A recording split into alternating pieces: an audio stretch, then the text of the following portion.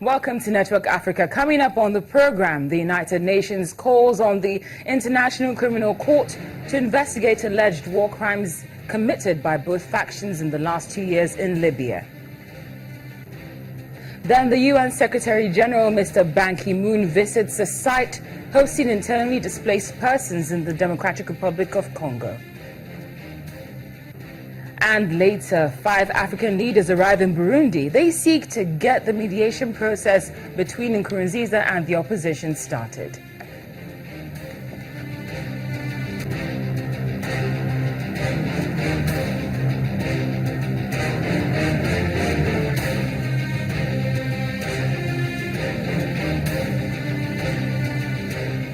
Welcome to our last Thursday edition of the program for the month of February 2016. This is Network Africa with me, Cynthia Are. Now, according to a report by the United Nations, all sides in Libya have committed war crimes as well as other human rights abuses in the past 2 years. Based on those allegations, the United Nations is calling on the International Criminal Court to investigate and prosecute the perpetrators.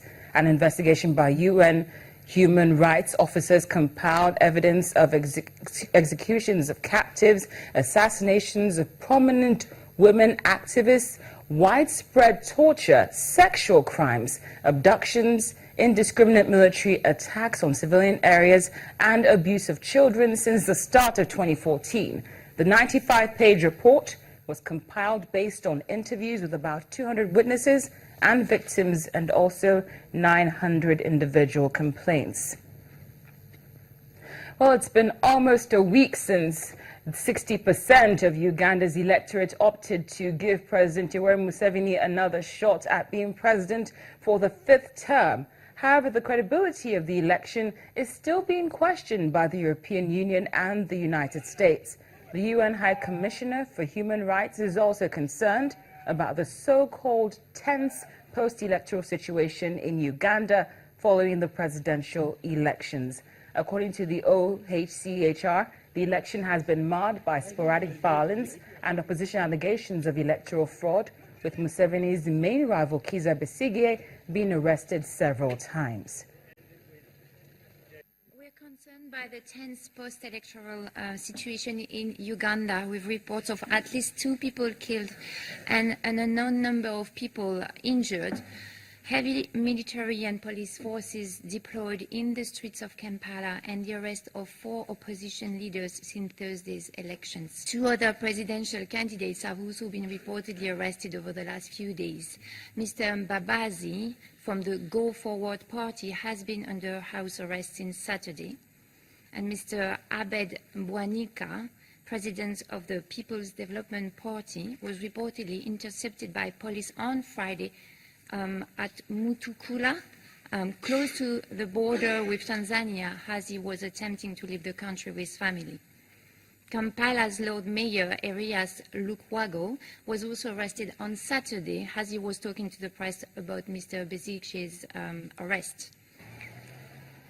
There's now much speculation that the country, that's Uganda, could change its constitution to allow President Museveni to stay in power until his death. President Museveni will be barred from elections in 2021 as he would be well past the age of 75, which is the age limit for presidential candidates. Based on this, rivals, experts, and even voters alike are speculating that President Museveni could remove the age cap.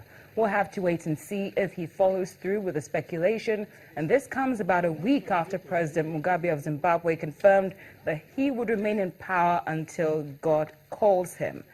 For now, on what's going on in Uganda, we go live to Nairobi, where the Voice of America's Jill Craig, who just returned from Uganda, is standing by. Jill, thank you very much for joining us on Network Africa.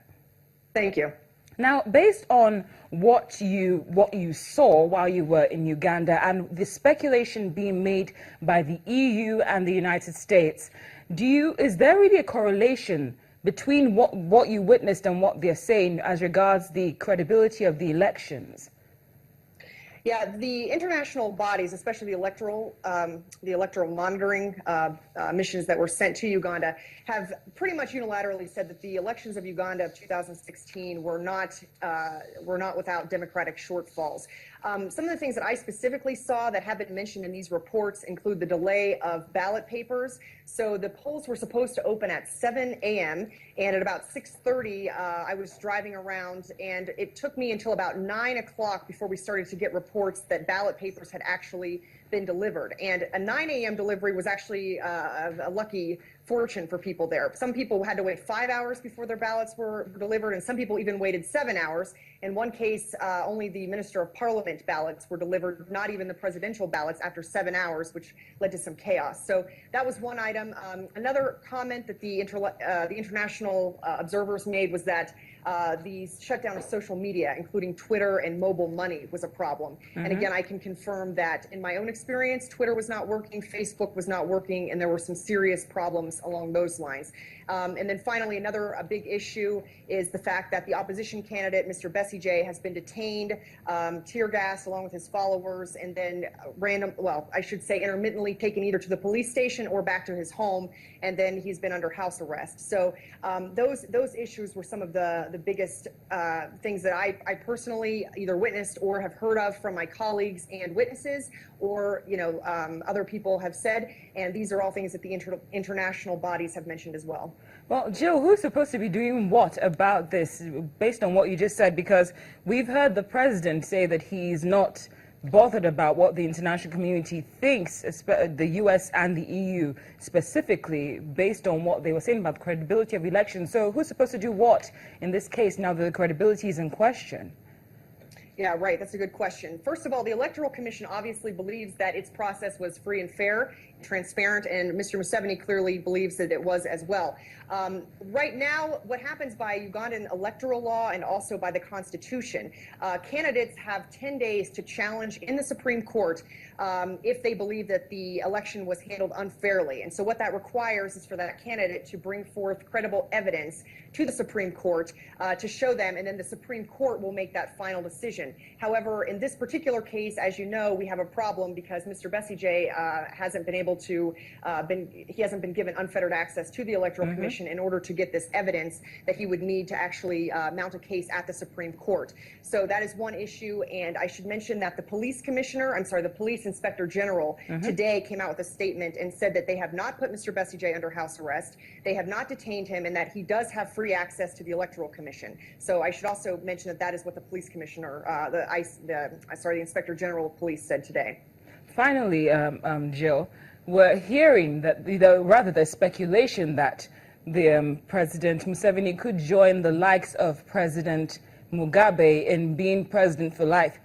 Based on what you saw during your time in Uganda, is there a possibility that Uganda could remove the age cap in order to accommodate President Museveni being president until he dies? Yes, I spoke with several attorneys about that question myself, and as you mentioned previously, in Uganda, the age limit for president is 75. Mr. Museveni has said that he is 71. Some people dispute that. However, by the time that 2021 rolls around, he will be 76.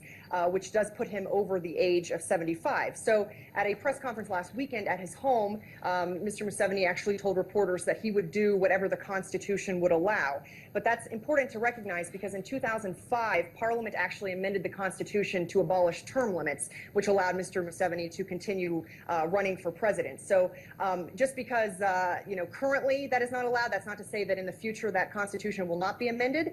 So I think that right now that sort of remains to be seen. Well, the Voice of America's Jill Craig, you've been amazing. Thank you so much for joining us on Network Africa. Thanks, Cynthia. Thank you. Still to come on the program, the UN Secretary General, Mr. Ban Ki-moon, visits a site hosting internally displaced persons in the DRC.